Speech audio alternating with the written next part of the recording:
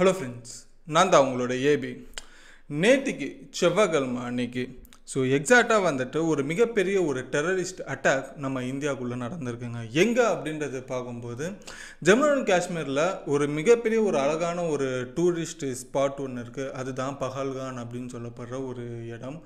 அந்த இடத்துல வெறும் டூரிஸ்ட்டு அங்கே தங்கியிருக்காங்க அப்படின்ற ஒரு விஷயம் தெரிஞ்சு பிளான் பண்ணி இந்த ஒரு அட்டாக்கை நடத்தியிருக்காங்க.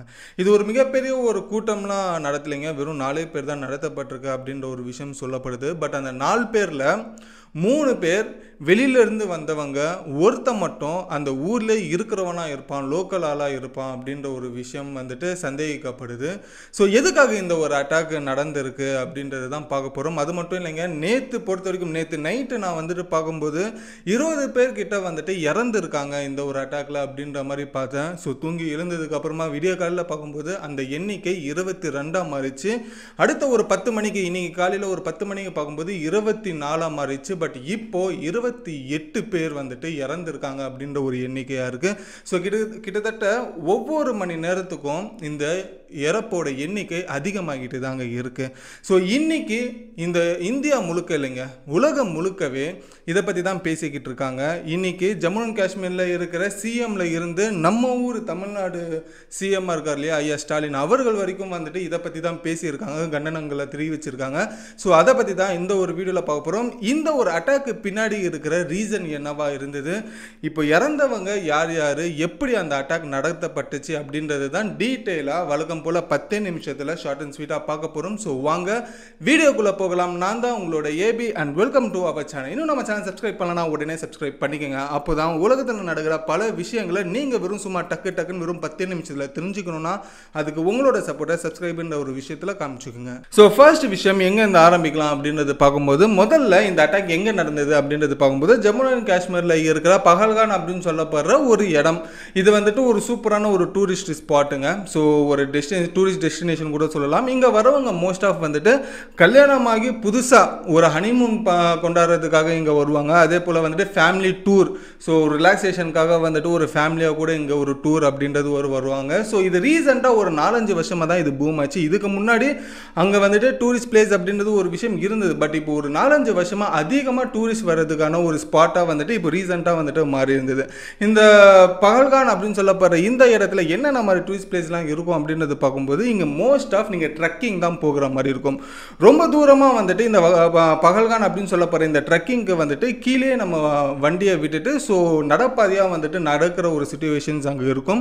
அதே போல் இன்கேஸ் அங்கே நடக்க முடியல அப்படின்றப்போ அங்கே குதிரைகள் சவாரி கூட வந்துட்டு மேற்கொள்வாங்க. ஒரு கட்டத்துக்கு மேலே அந்த டெஸ்டினேஷன் ஸ்பாட்டுக்கு போனதுக்கு அப்புறமா அழகான நீங்கள் கிறிஸ்டல் கிளியரான ஒரு ரிவர்ஸை பார்க்கலாம். அதுக்கப்புறமா இந்த ஸ்னோ கொண்ட ஒரு மவுண்டன்ஸை பார்க்கலாம். அழகாக ஃபோட்டோ ஷூட்ஸ், இந்த மாதிரி ஒரு விஷயங்கள்லாம் ரொம்ப சூப்பராக இருக்கும். இதனாலே ஒரு 4-5 வருஷமாக இந்த ஒரு ஸ்பாட் அப்படின்றது பயங்கரமாக பூம் ஆயிடுச்சு. இது வந்துட்டு பேசிக்காக வர்றது என்ன அப்படின்னாக்கா, ஒரு டூரிஸ்ட் ஸ்பாட், ஹனிமூன் கொண்டாடுறவங்களும் ப்ளஸ் ஃபேமிலிஸுமே வர ஒரு இடமா தான் இந்த பஹல்கான் அப்படின்னு இருக்கிற ஒரு இடம். இந்த இடத்துல தான் நேற்று ஒரு மிகப்பெரிய ஒரு அட்டாக் அப்படின்றது நடந்திருக்கு.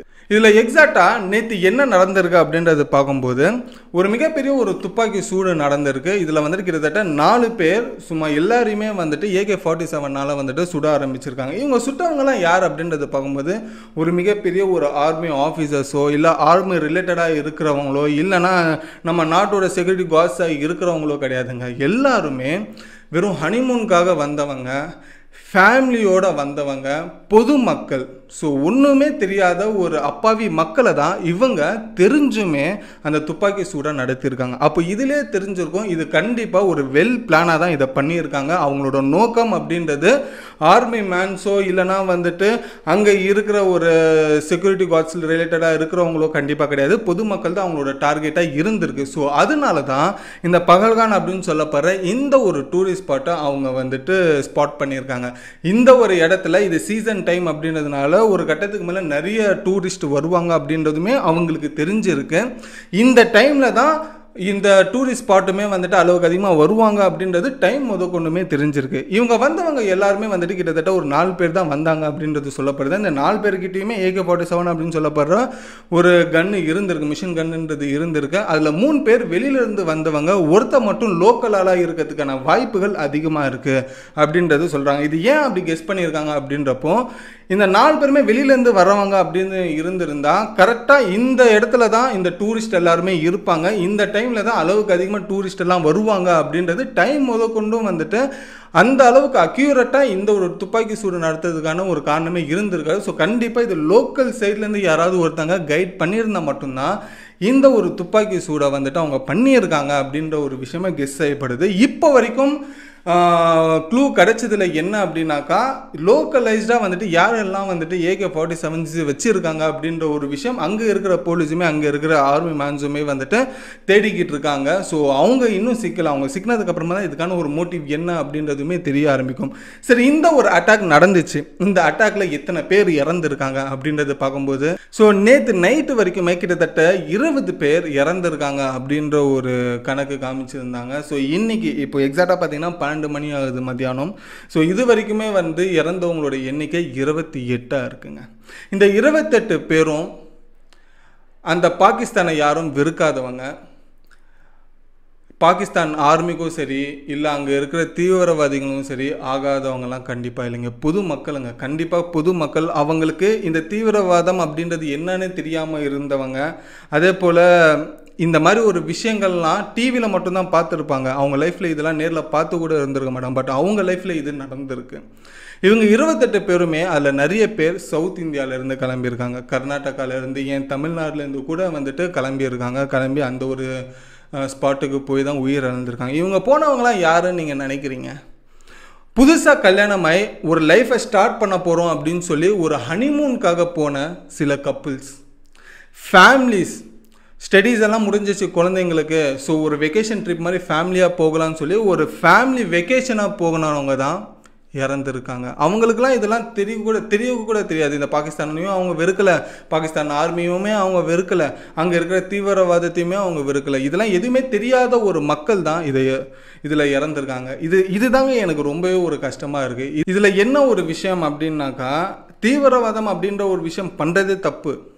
சரி, அதுக்கும் மீறி நீ பண்ணுறியா, அதை நீ பண்ணுறவங்க வந்து நீ என்ன பண்ணணும்னா, உன்னோட எதிரிகளை வந்துட்டு நீ வந்து இது ஷூட் பண்ணணும். அதை விட்டுட்டு ஒரு லைஃப் ஸ்டார்ட் பண்ணுறவங்களையோ இல்லைனா ஒரு சின்ன குழந்தைங்களோ ஃபேமிலி டூரோ வந்தவங்களையும் வந்துட்டு ஒரு ஸ்பாட் பண்ணி கொள்வது அப்படின்றது எந்த அளவுக்கு ஒரு கேவலமான விஷயம், கோலத்தனமான ஒரு விஷயம்.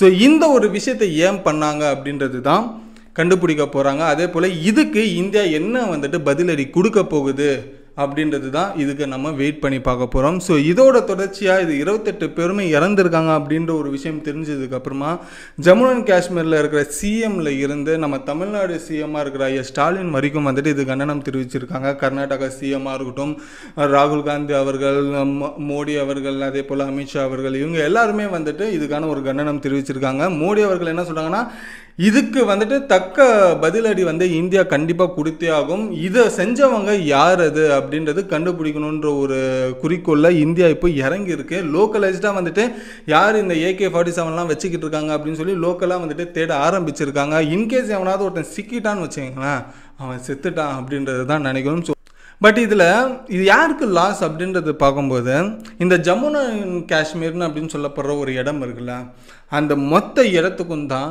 இது ஒரு பாதிப்பு. ஏன் அப்படின்னாக்கா, நம்ம இந்தியா நிறைய இடங்களில் வந்துட்டு இன்ஃப்ராஸ்ட்ரக்சர்லையாக இருக்கட்டும் இல்லைனா ஃபினான்ஷியலாக இருக்கட்டும் எல்லா இடங்களுமே பயங்கரமாக வளர்ந்துடுச்சு. இன்னும் சில நாடுகள் வளர்ந்துக்கிட்டு இருக்கு. பட் இந்த ஜம்மு அண்ட் காஷ்மீர் அப்படின்ற ஒரு இடம் மட்டும் எப்பவுமே ஒரு பதட்டத்திலே இருக்குது. இதுக்கான ஒரு விஷயம் என்ன அப்படின்றது பார்க்கும்போது, அங்கே அடிக்கடி இந்த மாதிரி ஒரு அட்டாக் நடக்கிறதுனால அங்கே ஒரு மிகப்பெரிய ஒரு இன்ஃப்ராஸ்ட்ரக்சர் கொண்டு வரத்துக்கே அங்கே நிறைய பேர் பயப்படுறாங்க. யாராச்சும் அங்கே ஒருத்தவங்க வந்துட்டு இன்வெஸ்ட் பண்ணுறதுக்கே நிறைய பேர் பயப்படுறாங்க. ஏதாச்சும் ஒரு மிகப்பெரிய கம்பெனி ஜம்மு அண்ட் காஷ்மீரில் மிகப்பெரிய ஒரு மேனுஃபேக்சரிங் ஹப்பு திறந்துருக்காங்களா? இல்லை. ஏன்னாக்கா எவன் எப்போ வந்து சுடுவான், எப்போ அங்கே ஒரு வெடிகுண்டுலாம் வெடிக்கும் அப்படின்றது சொல்லி நிறைய பேர் இன்னும் பயந்துக்கிட்டு இருக்கனால தான் அங்கே இருக்கிற இன்ஃப்ராஸ்ட்ரக்சரே இன்னும் வளராமையிலே இருக்குது. ஸோ இந்த ஒரு நிலை மாறணும். அங்கே இருக்கிற மக்களுமே இதே பயத்தோடு தான் வாழ்ந்துட்டு இருக்காங்க. அந்த பயத்தை தாண்டி சில அங்கங்கே இந்த டூரிஸ்ட் ஸ்பாட்டுன்றது ஒரு விஷயம் பூம் ஆகிட்டு இருக்கிற நேரத்தில் இந்த ஒரு டைமில் இந்த மாதிரி ஒரு விஷயம் நடந்திருந்தால் அங்கே வாழ்கிற மக்களுக்கு தான் அது பாதிப்பு. ஏன்னா டூரிஸ்ட் மூலமாக தான் அங்கே இருக்கிற மக்களோட வாழ்க்கையிலே சில விஷயங்கள் வந்துட்டு நல்லது நடந்திருக்கும், அங்கே தான் அவங்களுக்கு வருமானமே இருந்திருக்கும். பட் இந்த மாதிரி ஒரு விஷயங்கள் அட்டாக் நடக்கும்போது அங்கே வர டூரிசமில் வரவங்க எல்லாருமே பயப்பட தான் ஆரம்பிப்பாங்க. இது வரைக்குமே கிட்டத்தட்ட ஒரு 2000 டிக்கெட்ஸ் வந்துட்டு கேன்சல் செய்யப்பட்டிருக்கு நேற்றுலேருந்து. அதாவது ஆல்ரெடி ஜம்மு அண்ட் காஷ்மீருக்கு புக் பண்ணியிருந்தாங்க இல்லையா ஃப்ளைட் டிக்கெட்ஸ், இது வரைக்குமே 2000 டிக்கெட்ஸ் வந்துட்டு ஒரே நாளில் கேன்சல் செய்யப்பட்டிருக்கு. இவங்க எல்லாருமே வந்துட்டு டூரிசம்காக வந்திருக்கலாம், இல்லை வேறு ஏதாச்சும் ஒரு வேலைக்காக வந்திருக்கலாம். ஸோ இந்த மாதிரி தான் அந்த நாட்டுக்கு 7.5 அப்படின்ற ஒரு விஷயம் இன்னும் வரைக்கும் நீடிச்சுக்கிட்டே தான் இருக்குது அப்படின்றது சொல்லணும். ஸோ கூடிய சீக்கிரத்தில் அவங்களோட வாழ்க்கையில் இருக்கிற வாழ்வாதாரத்துக்குமே ஒரு நல்ல வழி பிறக்கணும். அதே போல் இந்த மாதிரி ஒரு தீவிரவாத விஷயங்கள் எல்லாமே ஒரு ஃபுல் ஸ்டாப் சீக்கிரத்தில் வைக்கணும் அப்படின்றது தான் எல்லார் போலையுமே நானுமே நினைக்கிறேன். ஸோ வெயிட் பண்ணி பார்ப்போம் இந்தியா இதுக்கு எப்படி பதிலடி கொடுக்க போகுது அப்படின்றது தான் இப்போ முழு இந்தியாவில் இருக்கிற எல்லா மக்களுமே கவனிச்சுக்கிட்டு இருக்காங்க. இந்தியன் ஆர்மியுமே சரி, நம்மளோட பிரைம் மினிஸ்டர் இருக்க மோடி அவர்களுமே சரி, இப்போ இதுக்கான ஒரு விஷயம் எப்படி கண்டுபிடிக்க போகிறாங்க, என்ன மாதிரி ஒரு பதிலடி கொடுக்க போகிறாங்க. இந்த 28 பேர் அப்பாவி மக்கள் வாழ்க்கையை ஆரம்பிக்கணும் நினச்சி ஹனிமூனுக்காக வந்த ஒரு மக்கள், சில பேர் ஃபேமிலி வெக்கேஷனுக்காக வந்த ஒரு மக்களுக்கெல்லாம் என்ன ஒரு பதிலடி அப்படின்ற ஒரு விஷயம் இந்தியா கொடுக்க போகுது அப்படின்றது தான் வெயிட் பண்ணி பார்ப்போம். ஸோ இதுதான் காஷ்மீரில் நேற்று நடந்த அட்டாக் அப்படின்ற ஒரு விஷயம். ஸோ இன்னும் இதை பற்றி நிறைய விஷயங்கள் நீங்கள் அப் டு டேட் ஒவ்வொரு நாளுமே தெரிஞ்சுக்கணும் அப்படின்னா கமெண்ட்டில் சொல்லுங்கள். எவ்ரி டேயுமே நான் இதை பற்றியான ஒரு அப்டேட் உங்களுக்கு நான் கொடுக்கறதுக்கு ட்ரை பண்ணி பார்க்குறேன். ஸோ இந்த ஒரு வீடியோ உங்களுக்கு யூஸ்ஃபுல்லாக இருந்ததுன்னா லைக் பண்ணிக்கோங்க, உங்கள் ஃப்ரெண்ட்ஸ் அண்ட் ஃபேமிலிஸ்க்குமே ஷேர் பண்ணுங்கள். காஷ்மீரில் நேற்று என்ன நடந்தது அப்படின்றது நீங்கள் தெளிவாக தெரிஞ்சுக்கிட்ட மாதிரி அவங்களுமே தெரிஞ்சுக்கிட்டோம். ஸோ உங்களோட ஃபேமிலி ஃப்ரெண்ட்ஸ் எல்லாருக்குமே இந்த ஒரு வீடியோவை ஷேர் பண்ணுங்கள். ஸோ இத்தோட இந்த வீடியோ முடிச்சுட்டு அடுத்த ஒரு சூப்பரான வீடியோவில் உங்களை வந்து நான் பார்க்குறேன். Until then bye bye. AB